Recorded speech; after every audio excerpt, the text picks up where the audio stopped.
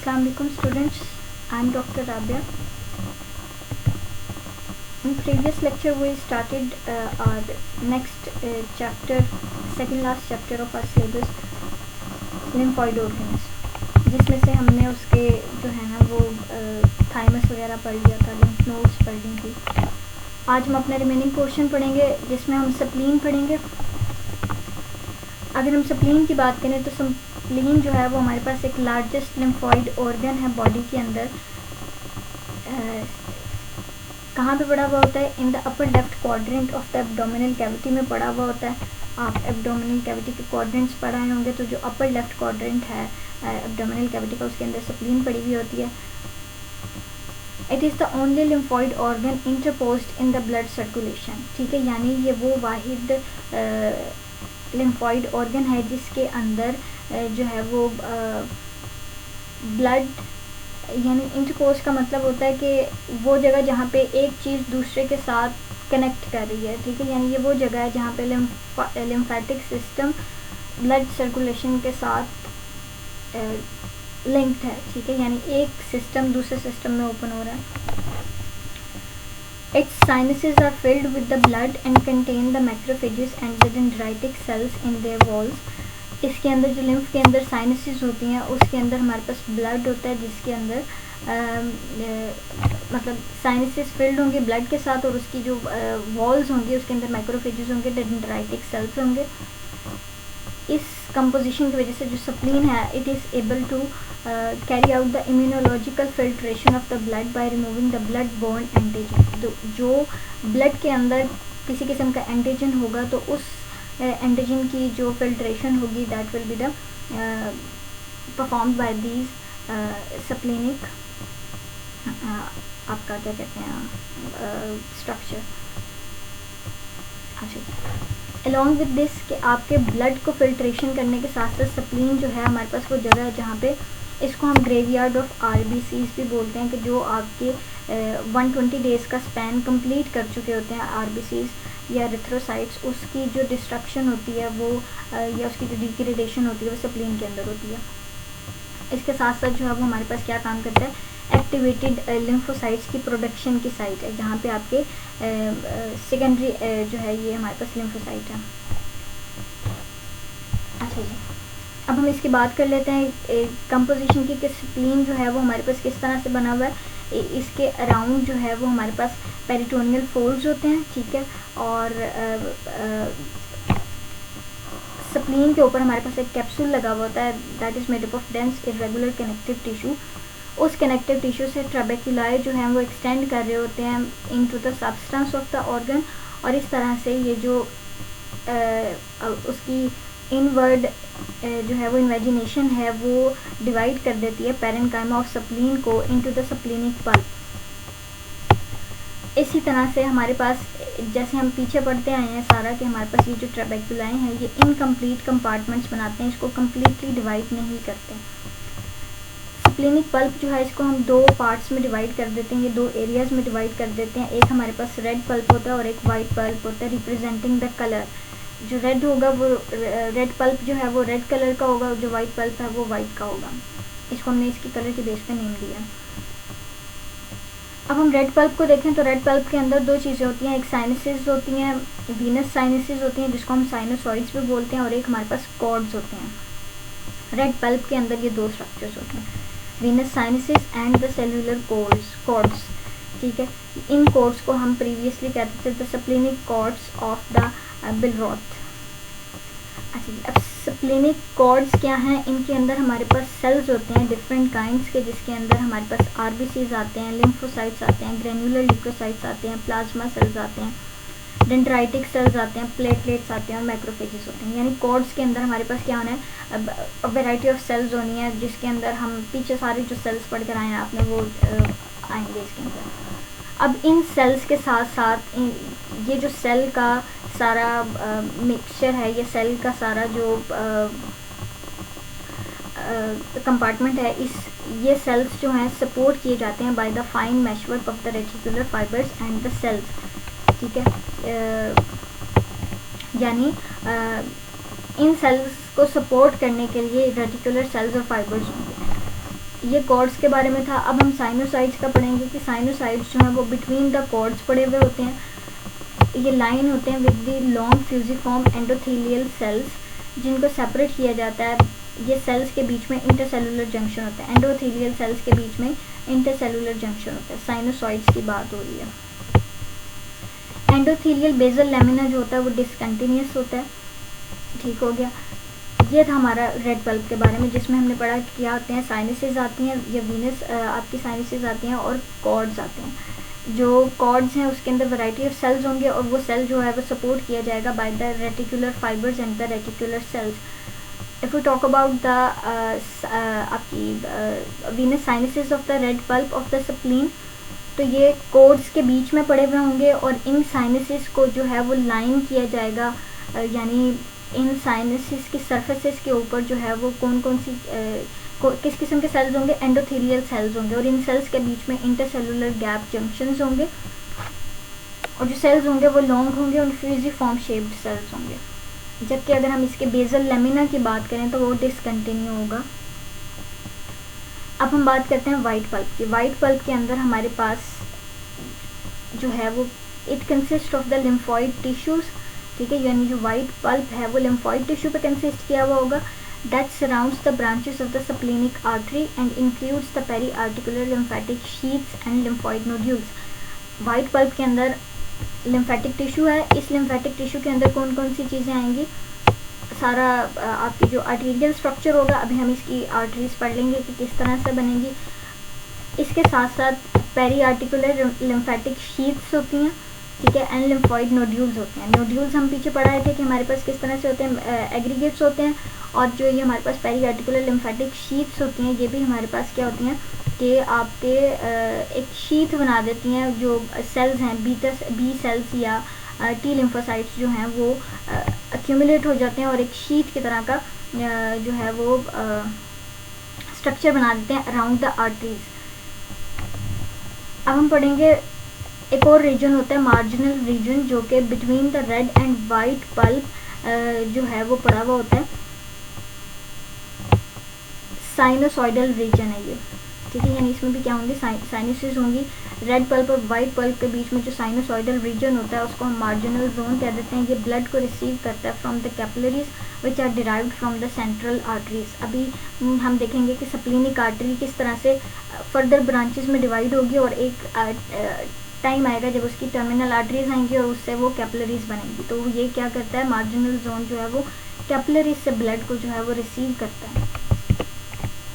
अब हम पढ़ेंगे vascularisation of the spleen. Spleen जो है ना स्प्लीनिक आर्टरी से एंटर होता है हाइलम के लेवल पे, ठीक है, हाइलम एंट्रेंस पॉइंट है स्प्लीनिक आर्टरी का इनटू द स्प्लीन। जैसे ही ये एंटर होगा तो फिर नीचे क्या आएंगे, ट्रेबेक्युलाई आएंगे, ठीक है। ट्रेबेक्युलाई के अंदर उसको जो स्प्लीनिक आर्टरी है वो डिवाइड हो जाएगी इनटू द ट्रेबेक्युलर आर्टरी, ठीक है। लाइक ये स्प्लीन होगी, ठीक है, ये हाइलम पॉइंट हो गया। यहाँ से जो आर्टरी एंटर होगी that will be the splenic artery. अब इसके कैप्सूल के नीचे आप आते रहोगे तो यहाँ पे इसने क्या बनाना था, कैप्सूल ने ट्रेबेक्युलाई बनाना था।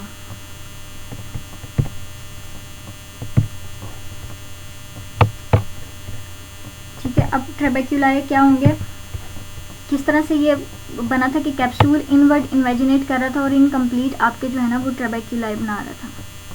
अच्छा जी, अब इसी तरह से कंसीडर करें कि बहुत सारी जो है ना वो आपकी ट्रेबेक्युलर आर्टरी बन जाएगी।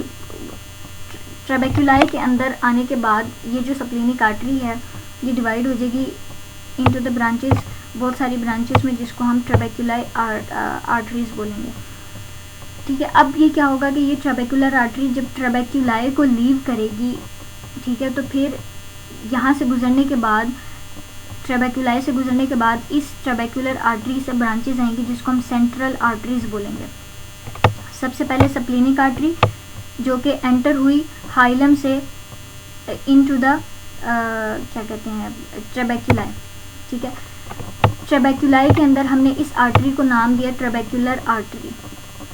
ट्रेबेक्युलाई आर्टरी जो है वो जब उसने ट्रेबेक्युलाई को लीव किया तो फिर हमने उसको बोल दिया सेंट्रल आर्टरी। अब इस सेंट्रल आर्टरी में ये जो थर्ड वन मैंने इस टाइम बनाई है सेंट्रल आर्टरी, ये जो सेंट्रल आर्टरी है, इस सेंट्रल आर्टरी के अराउंड जो है वो हमारे पास क्या होंगी, शीट्स बनना शुरू हो जाएंगी। That will be the known as the peri arterial lymphatic sheets. और हम इसको मतलब ये सेंट्रल आर्टरी की कैरेक्टरिस्टिक है कि सेंट्रल आर्टरी के अराउंड जो है हमारे पास शीट बनेंगी। That will be the peri arterial lymphatic sheets, यानी यहाँ पे इसके अराउंड क्या बनना शुरू हो जाएंगे, बी लिम्फोसाइट्स और टी लिम्फोसाइट्स एक्यूमुलेट होना शुरू हो जाएंगे और वो एक शीट बना देंगे। अच्छा जी, इस शीट के अराउंड जो है वो हमारे पास क्या हो जाएगी, लिम्फॉइड मैसेज बनना शुरू हो जाएंगे। ठीक है, मैसेज एग्रीगेट होना शुरू हो जाएंगे और उसको हम क्या बोलते हैं, लिम्फ नोड्स बोलते हैं। तो ये हमारे पास कैरेक्टरिस्टिक है सेंट्रल आर्टरी की। सेंट्रल आर्टरी जो है उसके बाद ब्रांचेस देगी इनटू द पेनिसिलर आर्टरीज। ठीक है, सेंट्रल आर्टरी अब इस तरह से बहुत सारी ब्रांचेस में डिवाइड होगी और ये जो इसकी डिवीजन होगी ये रेड पल्प के अंदर होगी।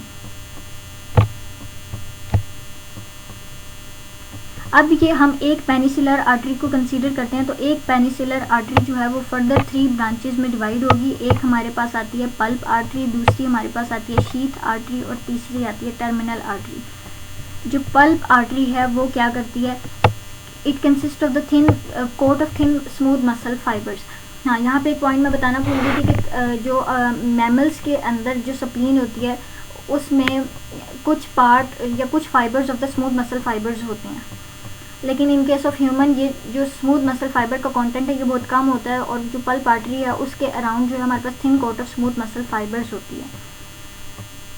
शीथित आर्टरी की अगर हम बात करें तो ये भी सराउंड की जाती है by the fusiform sheath of the reticular sales, lymphoid sales and the macrophages. ये भी क्या करेगी, आपका एक नाम से पता चल रहा है कि इसके अराउंड क्या होगी, शीथ होगी, वो शीथ बनी हुई होगी रेटिकुलर सेल्स की, लिम्फॉइड सेल्स की और मैक्रोफेजेस की। The third part is the, ये third division is the terminal arterial capillary, जो कि ट्रांसपोर्ट करती है ब्लड को to the venous sinuses of the red pulp. अभी हमने देखा था कि ये सेंट्रल आर्टरी रेड पल्प के अंदर जो है वो आपकी पेनिसिलर आर्टरीज में डिवाइड हुई थी। हर पेनिसिलर आर्टरी जो है वो 3 पार्ट्स में डिवाइड हुई। एक हमारे पास पल्प आर्टरी थी, शीथित आर्टरी थी और टर्मिनल आर्टरी थी। जो टर्मिनल आर्टरी है, टर्मिनल कैपिलरीज हैं, वो क्या करेंगी, ब्लड को ड्रेन करेंगी into the Venus sinuses of the red pulp. जो हम रेड पल्प के अंदर 2 स्ट्रक्चर्स पढ़ के आए थे, कोड और साइनसिस। तो अब ब्लड जो है वो साइनसिस के अंदर ड्रेन हो जाएगा। साइनसिस से ड्रेन होने के बाद ये ब्लड जो है वो पल्प वेन्स में एंटर होगा, यानी अब हम वेन्स पढ़ना शुरू हो गए।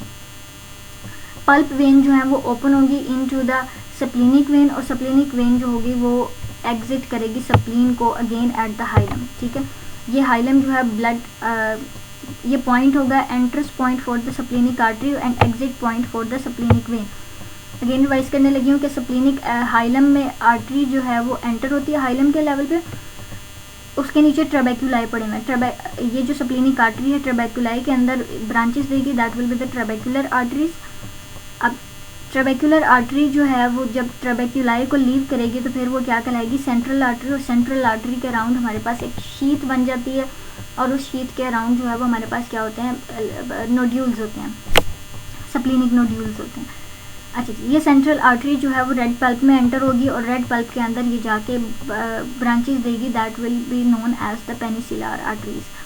पेनिसिलर आर्टरीज 3 टर्मिनल जो है वो सक्सेसिव रीजन्स देती है, एक पल्प आर्टरी, शीथित आर्टरी और टर्मिनल आर्टरी कैपिलरीज देगी। ठीक है, जो पल्प आर्टरी है उसके around thin coat of smooth muscle fibres होगा, शीथित आर्टरी के अराउंड शीथ होगी जो कि बनी हुई होगी with the help of the reticular cells, macrophages and lymphoid sales. उसके बाद हमारे पास आता है टर्मिनल आर्टीरियल कैपिलरीज। ये क्या करती हैं, ट्रांसपोर्ट कर देती हैं ब्लड को from the capillaries into the Venus sinuses. अब वीनस साइनसेस से ब्लड जो है वो ड्रेन किया जाएगा, वापस ले जाया जाएगा by the pulp veins.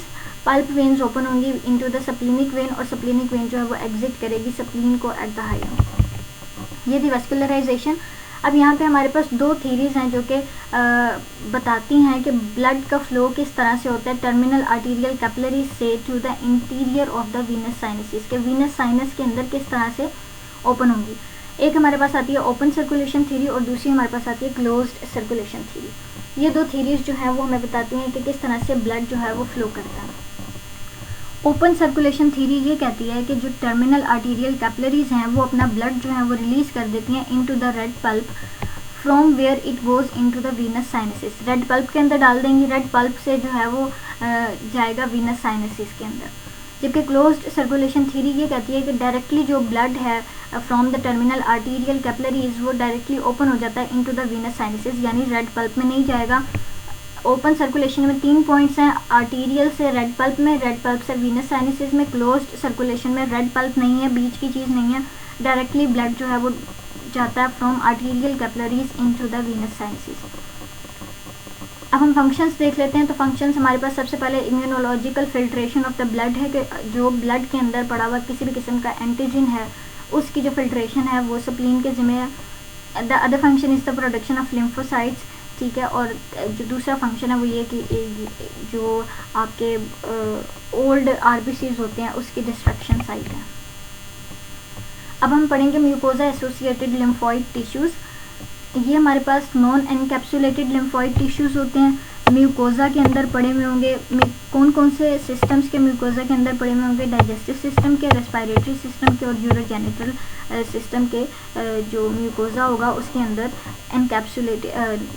Non encapsulated जो लिम्फोइड टिश्यूज़ होंगे उनको हम म्यूकोजा एसोसिएटेड लिम्फोइड टिश्यूज़ बोलेंगे।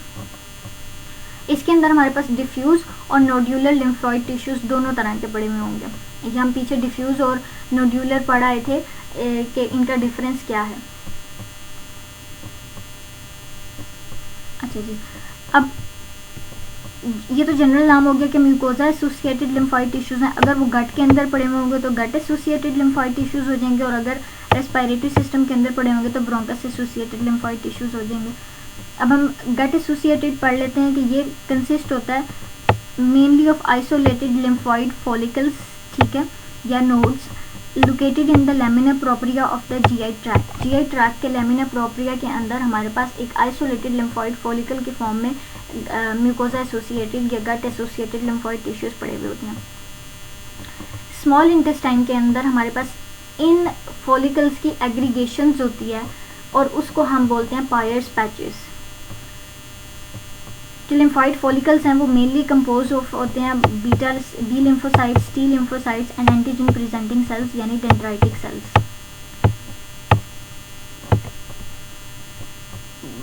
ब्रोंकस एसोसिएटेड लिम्फोइड टिश्यूज़ की अगर हम बात करें तो ये हमारे पास किस पे कंसिस्ट ऑफ होंगे?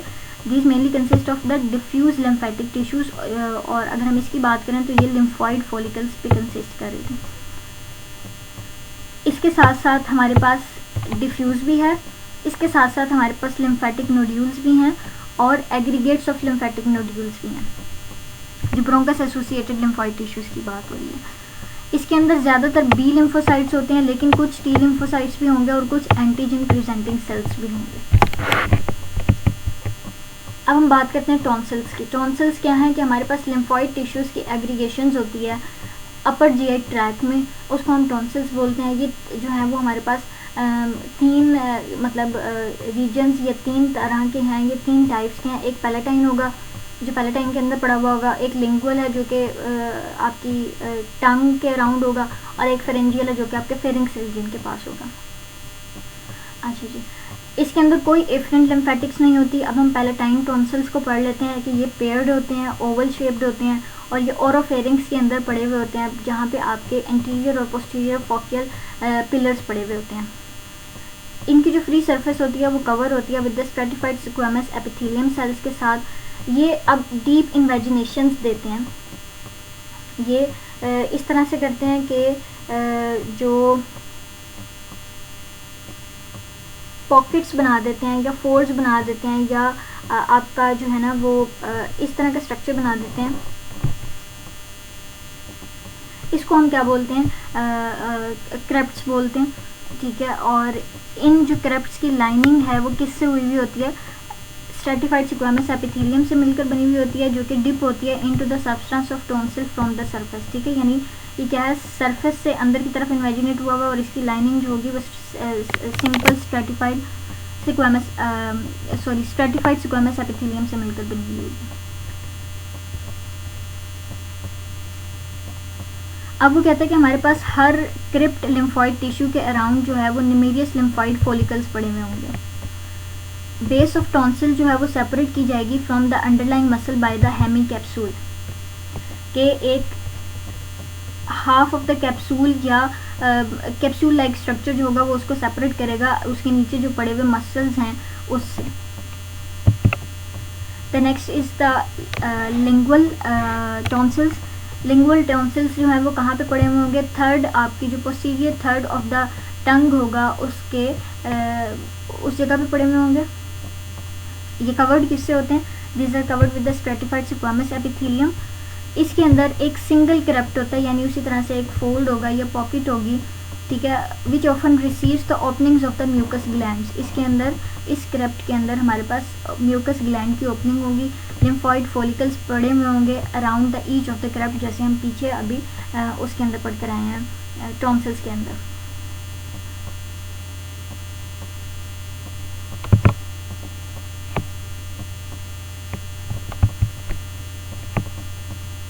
फेरेंजियल टॉन्सिल्स का पढ़ लेते हैं, ये सिंगल होगा, ठीक है, कहाँ पे पड़ा हुआ होगा, in the posterior wall of the nasopharynx, nasopharynx के पोस्टीरियर वॉल के अंदर पड़ा हुआ होगा। It is also covered with the pseudostratified columnar ciliated epithelium. अब यहाँ पे कोई क्रप्ट नहीं होगा। अगर आप क्रप्ट का डिफरेंस देखो तो हमारे पास जो क्या कहते हैं पैलेटाइन टॉन्सिल था वहाँ पे बहुत सारे क्रप्ट्स थे, लिंगुअल में 1 आ गया और फेरेंजियल में कोई क्रप्ट नहीं था, बट फोल्ड्स प्रेजेंट थे। अगेन इसकी बेस पे हमारे पास एक हेमी कैप्सूल था जो कि इसको सेपरेट कर रहा था from the underlying musculature. Lymphoid follicles पड़े हुए हैं और हेट्रोट्रोफाइड फेरेंजियल टॉन्सिल्स जो हैं वो ऑब्स्ट्रक्ट कर देते हैं नेजल पैसेजेस को, और इस टर्म को हम एडिनॉइड्स बोलते हैं कि अगर फेरेंजियल टॉन्सिल का हाइपरट्रॉफी हो जाए तो फिर ये क्या करेंगे, नेज़ल पैसेज को नेज़ल पैथवे को ब्लॉक कर देते हैं या उसको ऑब्स्ट्रक्ट कर देते हैं, और इस टर्म को हम एडिनॉइड्स बोलते हैं। ये था हमारा लिम्फॉइड ऑर्गन का चैप्टर, आपको समझ आ गया होगा। इसको ध्यान से पढ़िएगा और जो बात नहीं समझ आएगी वो आप लोग मुझसे पूछ लीजिएगा। Thank you so much. अल्लाह हाफिज़।